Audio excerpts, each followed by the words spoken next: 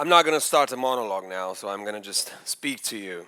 So thank you. First of all, I want to thank you all for this privilege, for being here and for listening to stories, such beautiful, amazing that we just experienced. I'm not here to give you life lessons. I'm not here to be your life coach. I haven't discovered any algorithm, or I haven't discovered the secret of levitation by using the strength of your minds. Not just yet, but I'm working at it.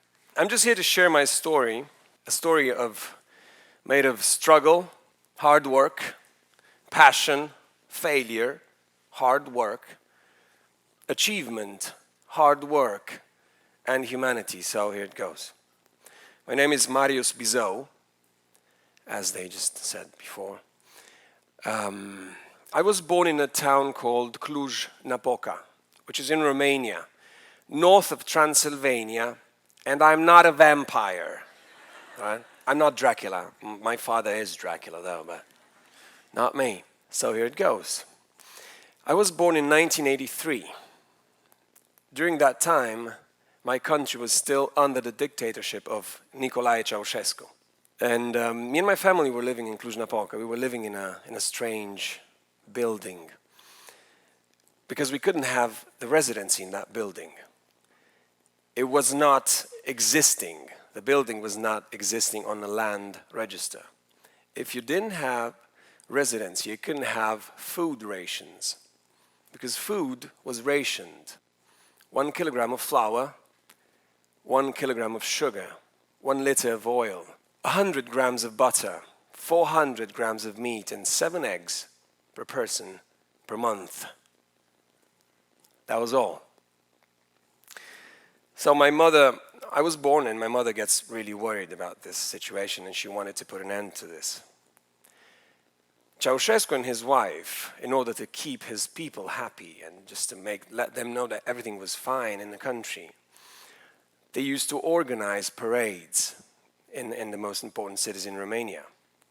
And next one was Cluj-Napoca, and he was about to pass just in front of the Phantom building. So my mother decided to do something about that. So she decided to write a letter to Ceausescu's wife. But she didn't write the letter to post it. She wanted to deliver it by hand at the parade. So everything was ready. The army was all geared up. Policemen, dogs, snipers, watching the place and ready to shoot on command. Secret services were among the people. The so-called Securitate, which was Ceausescu's private army. They were all there. So my mother's plan was quite simple, if you ask me. Her idea was to get past the army, the police with the dogs, the snipers, the secret services, with me in her arms, and deliver the letter. Simple as that. So the moment arrived, she waited for the car to pass by. As soon as the car passed by, she just threw herself into the crowd. She managed to pass by the policeman. And just before getting in the middle of the street, she was stopped by the army. She didn't get shot, but that was really close. But she managed to deliver the letter. A 20-year-old girl with a newborn son in 1983, under the Romanian dictatorship, had managed to achieve her goal. A month later, we had a new house. We had residency and food rations. After that, things started to go worse in my life, because we had to move from Cluj-Napoca, we had to move to Timișoara. Timișoara was in the west part of Romania, close to the Hungarian and Serbian border, because there was no food left in Cluj-Napoca. They often had to go and do the shopping there, 300 kilometers away. Same things that you do just in front of your house now, they had to do it 300 kilometers away from the town we were living. So we had to switch to change town. The moment we moved to that city, the revolution started in that city. So tanks, snipers, actually dead people on the streets. I remember, I was quite small, but not really that small. I remember my parents placing woolen blankets on the windows in order for the snipers not to see inside and shoot us. Then the revolution ended, and I still remember the kind of the energy that was flowing into the whole country. The whole country was bleeding because everybody lost someone in that revolution. I still remember the smell of the candles for the dead throughout the city. After that, my sister was born, so it was +1. My parents divorced because my mother couldn't take it anymore. My father was a violent, possessive alcoholic. So she asked for a divorce and she just pushed him away. 3 years later, she decides to go abroad and look for a better future, so she chooses Italy. So me and my sister, I was 10 years old, she was 9 years old, we were left back in Romania for almost about 5 years.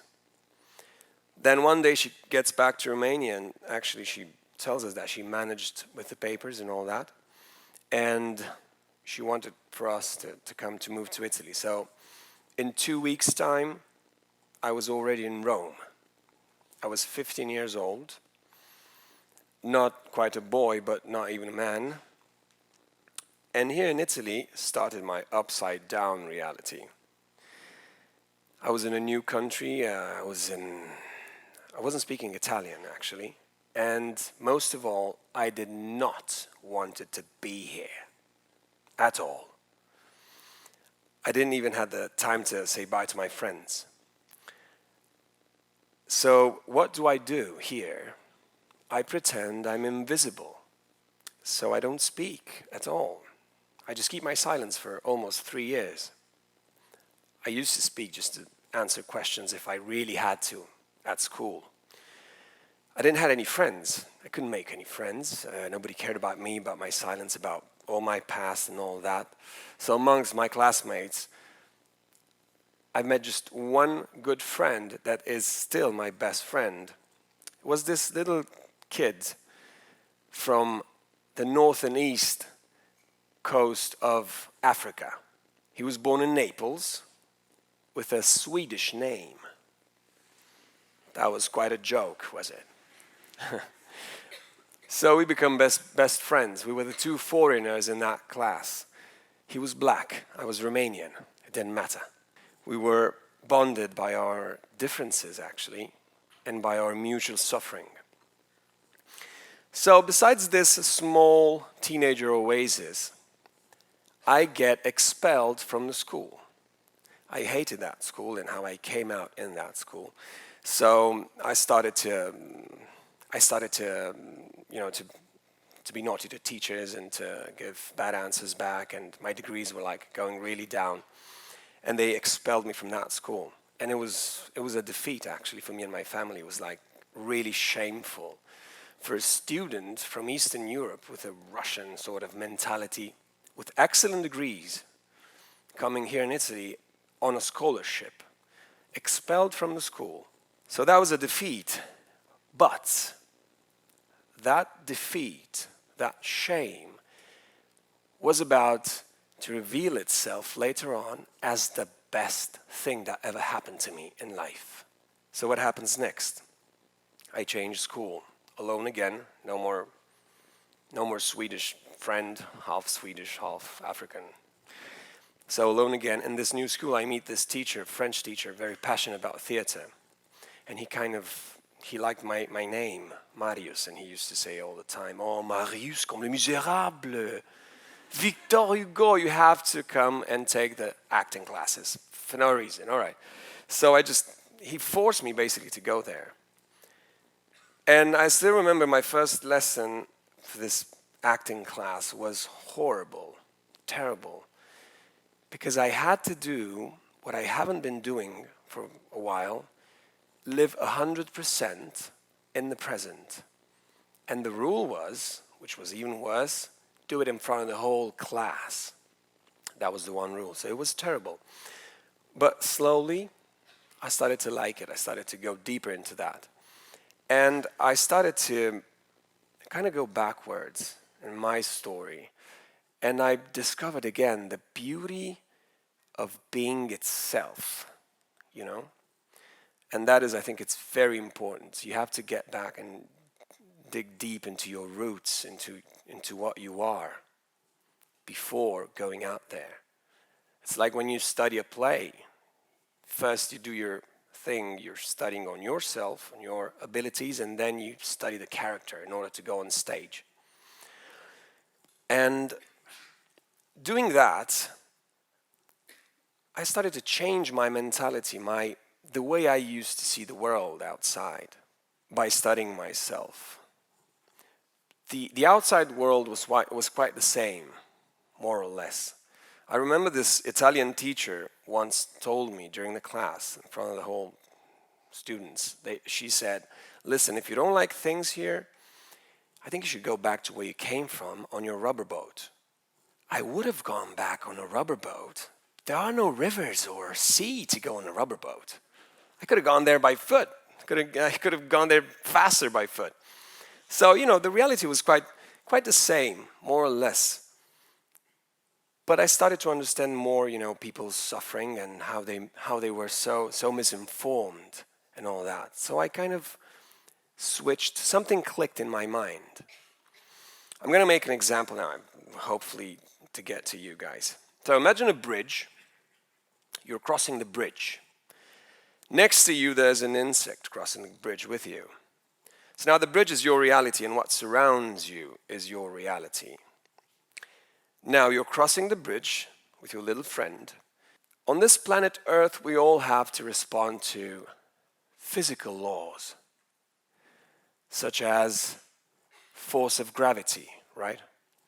But some insects, they have some special powers. So now this insect starts walking next to you, and then he goes underneath the bridge. Now he's upside down. But still, that is his reality. And this one here is our reality. They both exist at the same time. It all depends on what color you give to that. You could be upside down, you could be the bug. It depends on what color you give to that. So after school, I decided to audition for the National Italian Drama School of Rome, Silvio D'Amico. And I got in as a foreign student, because the school was open to foreign students. Foreign students, they had to be there for 1 year, and then they had to leave with no degree whatsoever. And they were there for this year only as an observer. You can just go actively into the workshops, just be out there and just take a look at what's going on, and then after 1 year you were supposed to leave. But I asked them, I wanted to be like others, so I wanted to continue my path as an actor in that school. So they said, we can't do that. We don't have a rule for that. If you want to be in this school, you have to leave now and maybe apply for next year, take the exams again and all that, and just be with the others. So I said, okay, I'm going to do that. So I took the exams again, and I got in again, and I forced them to find some way for foreign students that they could be like the others. So now I'm working as an actor. My acting life is my real job. I live off that. And during my path from the mute boy that I was when I came here to TED Talk, that's quite insane, is it? But you can do that. We can do that. Nothing is impossible. Nothing is impossible. So during my path, what I've learned is that we have to embrace everything that life puts in front of us. If you don't like it, you change it. You give the color to what you want it to be. Don't look for perfection. There's no such thing as perfection. Be perfectly imperfect. That's what makes you unique, makes us unique. I want to leave you with this phrase I came up with throughout the years and helped me out. Nothing has changed. I have changed. Everything else has changed. Thank you.